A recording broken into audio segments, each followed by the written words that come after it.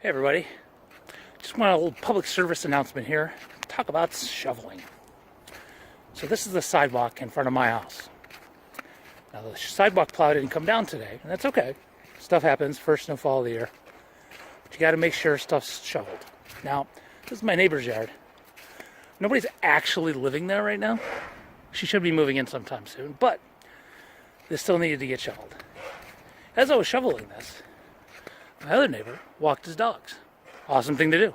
Doggies needed a place to walk. And they got a chance to walk down here. Now, here's my other neighbor. Shoveled their driveway, not the sidewalk. Not a good neighbor. Not trying to call anybody out. So when you do your own shoveling, and yes, I know, the plows are going to come by and shovel you and plow you into your own driveway, and that sucks. It's one of the things we have to deal with in a car-centric society. Got to clear that out. Don't worry, I'm going to go over all that with my car later on. It'll be fine. So on the other side, kept going in my sidewalk. I knew my other neighbor wasn't going to be home today. How do I know? She actually asked to sign for a package that was coming. So I knew she wasn't going to be around to shovel for herself. But, again, remember the doggies? And my neighbors in those apartments? Some of them have mobility issues. So I did hers too. Now look. I'm not a spry chicken. It was not fun shoveling other people's sidewalks. It's just something you got to do if you're going to be a good neighbor. So now, my driveway's not done yet, and I'm taking a break because I shoveled other people's sidewalks. But it's the right thing to do. It helps your neighbors out, and the people who live there, as well as the people who are walking around, so you don't have to walk on the street. So I didn't finish my own, but what I did before I decided to take a break, make sure there's a path to the mailbox for my mail carrier. They've actually thanked me last year for doing that. So, taking a break. Y'all, if you haven't gotten out there to shovel yet, make sure you do. Do everything you got to do. And stay warm this winter.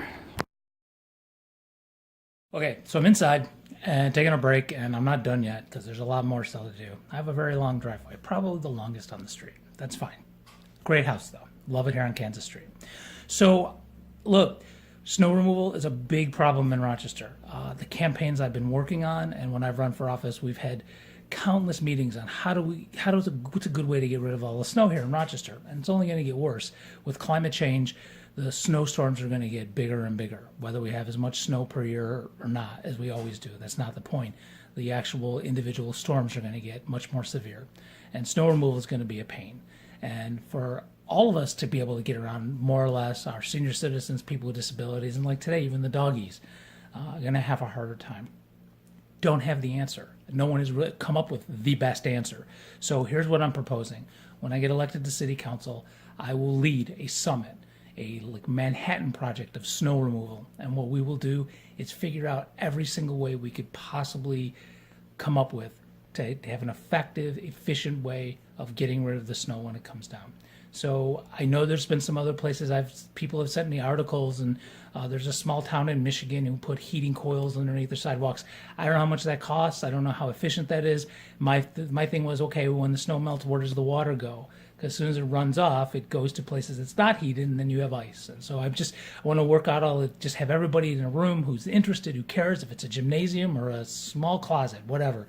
Whoever wants to talk about it, we will brainstorm how we can get rid of snow more efficiently, more effectively here in Rochester. So in the meantime, until we get that figured out, and until you get a chance to vote for me next November so we can do this, get out there and shovel. If you're not able to, find someone who can, borrow someone's snow blower, whatever you got to do. Make sure, especially if you're a homeowner or you're a first floor tenant, you take care of that sidewalk in front of your house. It's not just for you, it's for everybody in the neighborhood. So, okay. Good luck with the snow. I'm going back out. Bye.